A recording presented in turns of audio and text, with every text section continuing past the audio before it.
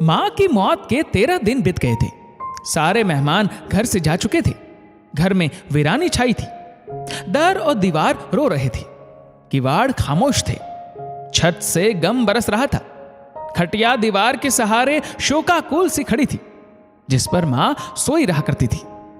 मां को रुखसत हुए 13 दिन बीत जाने के बाद पुत्र को भूख लगी। उसने अपनी पत्नी से कहा कि खाना लाओ, भूख लगी है।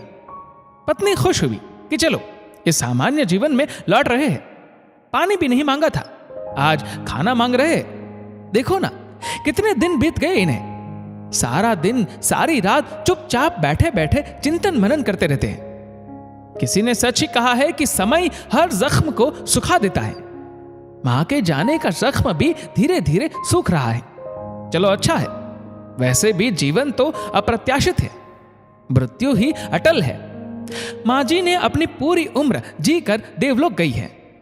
पत्नी खुशी खुशी रसोई में गई और पति के मनपसंद गर्मा गर्म फूल के अचार, रायता, गुड़ और गट्टे की सब्जी के साथ सलाद थाली में सजाकर ले आई और पति के मुंह के आगे रख दिया। पति ने थाली में तरह तरह के व्यंजन देखे और थाली पीछे सरका दी। कहा ये नहीं, पापड़ की सब्जी लाओ और वो ठंडी रोटियां लाओ जो रात में बनाई थी, और अगर रात के बने चावल हो तो वो भी ले आना, मैं वही खाऊंगा। पत्नी ने आश्चर्यचकित होते हुए पूछा, लेकिन आपको तो पापड़ की सब्जी बिल्कुल पसंद नहीं है, और आपको बासी रोटी क्यों चाहिए जबकि मैं गर्म बनाकर लाई हूं? पति ने कहा, मां को मैंने अक्सर पतले सालन वाली पापड़ की सब्जी खाते देखा है, शायद उन्हें वही पसंद थी। और रात का बचा खाना मां सुबह खाती थी, सुबह का बचा हुआ दोपहर में। पत्नी बोली, हां सही है, मां जी यही खाती थी।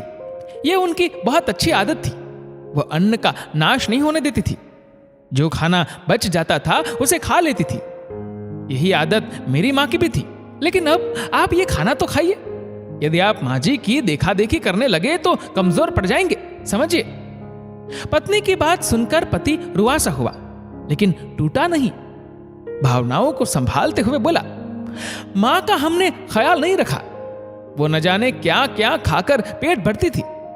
हमने उनके भोजन पर गौर ही नहीं किया, उस तरफ ध्यान ही नहीं दिया। कई कई दिनों तक मैं ढंग से बैठकर मां से बात नहीं किया करता था। उनको कोई तकलीफ होती तो वो किससे कहती भला? मैं रात को घर आता, सीधा कमरे में घुस जाता। सुबह होती कमरे से निकलकर काम पर चला जाता। कोई त्योहार आता तो मां के पैर छू लेते, लेकिन उनके हृदय को कभी ना छू पाए। अब इस बात का जिंदगी भर अफसोस रहेगा कि ईश्वर ने मां दी थी, हम सेवा नहीं कर पाए। पत्नी दिलासा देते हुए बोली, ऐसा नहीं है, आपने बहुत ख्याल रखा मां जी का। जितना हो सका आपने किया। आप पर जिम्मेदारियां भी तो कितनी सारी है। पति ने पत्नी की तरफ देखा और बोला, झूठे दिलासे मत दो प्लीज, हमने कुछ ख्याल नहीं रखा। मां जब बीमार थी तब हमने ये सोचकर उनकी तकलीफ को ज्यादा गंभीरता से नहीं लिया कि इनका रोज का है। जब एक दिन उनकी हालत अचानक से ज्यादा गंभीर हो गई, तब हमें महसूस हुआ कि मां शोर नहीं मचाती थी, लेकिन तकलीफ ज्यादा थी। सच ये है कि हमने मां की जरूरतों का ख्याल नहीं रखा। उनसे कभी नहीं पूछा कि उन्हें कोई शारीरिक या मानसिक तकलीफ तो नहीं। वे एक ही जगह बैठे बैठे ऊब तो नहीं गई। उन्हें कभी नहीं पूछा कि मां आपको कहीं घूमने तो नहीं जाना है। किसी बरसों पुरानी सहेली की उन्हें याद तो आती होगी। हम उन्हें कभी उनके दोस्तों से मिलवाने नहीं ले जाते थे। हमने कभी उन्हें नया शहर नहीं दिखाया, शहर में बना नया बगीचा नहीं दिखाया, दुनिया के बदल चुके स्वरूप से उनका परिचय नहीं करवाया। उनकी मृत्यु से हमें पता चला कि कितने सारे लोगों की स्मृतियों में वे जिंदा है। वे अनमोल धरोहर थी।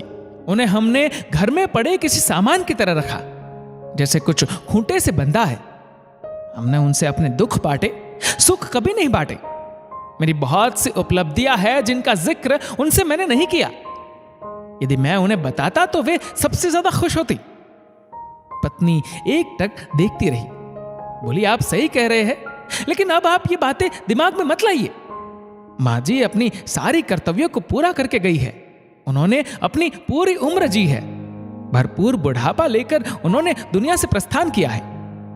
पति सिर लटकाए बोलता रहा, चौखट से खटिया के बीच घूमते घूमते उन्होंने बरसों निकाल दिए। क्या ये पूरी उम्र जीना होता है? ऐसे इंसान 200 साल भी जी लेगा तो ये कोई जिंदगी नहीं है। हमने कभी उनसे नहीं पूछा कि उन्हें रात को नींद कैसे आती है, नींद आई भी या नहीं, उन्हें किस चीज से खुशी मिलती है, किससे दुख।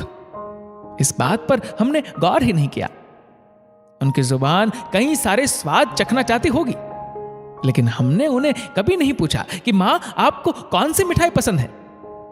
बुढ़ापे में खाने की इच्छा नहीं मरती, बल्कि जीभ अधिक स्वाद की मांग करने लगती है। ऐसे में बूढ़े व्यक्ति को मीठा और चटपटा खाने की इच्छा होती है, लेकिन संतान इस बात को नहीं समझती। वे घर के वृद्धों को मरने से पहले ही मरा हुआ समझ लेती है। उन्हें लगता है कि ये क्या करेंगे रंग बिरंगे कपड़े पहनकर, इन्हें कहां जाना है, ये कहां जाएंगे भीड़ भाड़ में, इन्हें पैसों की जरूरत ही कहां है, ये क्या इस उम्र में आइसक्रीम खाते अच्छे लगेंगे, आइसक्रीम तो बच्चे खाते हैं। हम मां की बात खत्म होने से पहले खत्म कर दिया करते थे। वे पूरी बात बोलती नहीं थी, उससे पहले हम ऐसे रिएक्ट करते जैसे बस हम समझ गए हैं इतने में ही, अब आगे मत बोली, और वे चुप हो जाती थी। कुल मिलाकर हम मरने से पहले अपने घर के बुजुर्गों की इच्छाओं को मार डालते हैं। हम बुजुर्गों के मनोविज्ञान को समझने में पूरी तरह से नाकाम लोग हैं। अब से मुझे हर उस शख्स में अपनी मां नजर आएगी जो घर के अंदर या बाहर खटिया पर बैठा है, जिसने गले हुए से पुराने कपड़े पहन रखे हैं, जिसमें चश्मे पर मैल जमा हुआ है, जो आते जाते तेज कदम भर भर कर चलते लोगों को चौंधियाई हुई आंखों से देख रहा है, और आगे वो आंसू पोंछते हुए बोला, खैर आज मैं वही खाना चाहता हूं जो मां को खाते देखा था, उसी से मेरी भूख शांत होगी। पत्नी खामोश थी, लज्जित थी, खुद के बुढ़ापे के बारे में सोचने लगी। लंबी उम्र सभी चाहते हैं, बुढ़ापे में कई सारे लोगों को तिरस्कृत होना पड़ता है, फिर कौन मांगेगा ईश्वर से लंबी उम्र। दोस्तों, इस वीडियो को लेकर आपकी क्या राय है नीचे कमेंट करके जरूर बताएगा, और अगर आपको वीडियो अच्छा लगा हो तो इस वीडियो को लाइक करिएगा, शेयर करिएगा ज्यादा से ज्यादा लोगों तक, और ऐसे ही और भी इंस्पिरेशनल वीडियोस के लिए हमारा फेसबुक पेज आज ही फॉलो करें। धन्यवाद।